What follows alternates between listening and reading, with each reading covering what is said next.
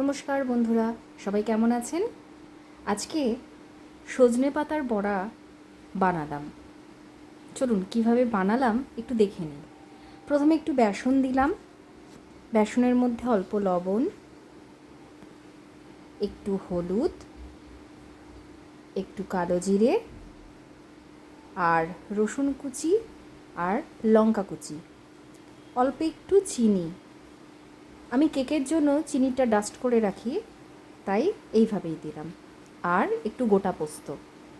এইবার বেছে ধুয়ে রাখা সজনে পাতাগুলো দিয়ে দিলাম। এটা মাখানোর সময় কোনো রকম জল ব্যবহার করা যাবে না, কারণ সজনে পাতা থেকেই অলরেডি জল ছাড়বে। এবার তেল গরম করতে দিয়েছিলাম, সেখান থেকে কিছুটা নিয়ে ব্যাটারটার মধ্যে দিয়ে দিয়ে মাখিয়ে নিলাম। এবার বড়ার আকারে গড়ে নিয়ে তেলের মধ্যে দিয়ে দেবো এক এক করে।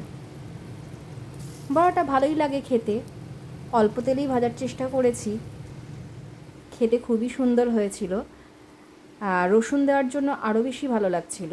রসুনগুলো মুখে পড়ছিল এবং রসুনের গন্ধে খুব ভালো লাগছিল বড়াটার মধ্যে।